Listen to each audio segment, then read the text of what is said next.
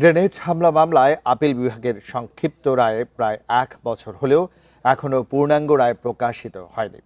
গত বছরের সেপ্টেম্বরে সাবেক প্রধান বিচারপতি সৈয়দ রেফাত আহমেদের নেতৃত্বে 6 বিচারপতির পূর্ণাঙ্গ বেঞ্চ 49 আসামির সবাইকে খালাস দেন। এই মামলার আইনজীবীরা জানান, রাজনৈতিক কারণেই তারেক রহমান সহ বিএনপি নেতাদের আসামি করে সাজা দেওয়া হয়েছিল, কিন্তু হাইকোর্ট ও আপিল বিভাগ তাদের নির্দোষ ঘোষণা করেন। 2004 সালের 21 আগস্ট রাজধানীতে আওয়ামী লীগের সমাবেশে গ্রেনেড হামলায় 24 জন নিহত এবং আহত হয় 3 শতাধিক।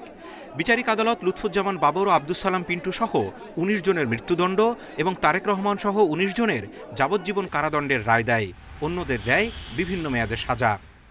তবে 2024 সালের ডিসেম্বরে হাইকোর্ট এই সব আসামিকে খালাস দিয়ে রায় দেয়। পরে আপিল বিভাগও তা বহাল রাখে।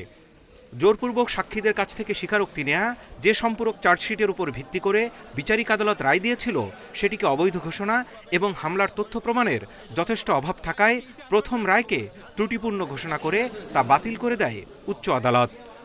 আইনজীবীরা জানান, বিএনপি নেতারা কিভাবে এই মামলায় রাজনৈতিক প্রতিহিংসার শিকার হয়েছিলেন। কোনো ধরনের কোনো আলামত কি পাওয়া গেল না?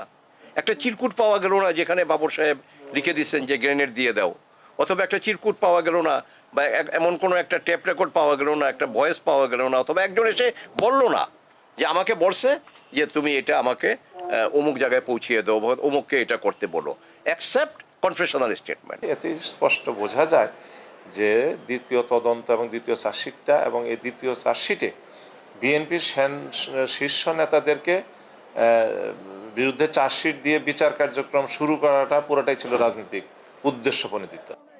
সুপ্রিম কোর্টের সিনিয়র অনেক আইনজীবী মনে করেন, হামলায় অনেকে হতাহত হলেও প্রকৃত আসামিদের আড়াল করে ভুল তদন্ত প্রতিবেদন দেয় এখন ভুক্তভোগীদের পরিবারও বিচার বঞ্চিত।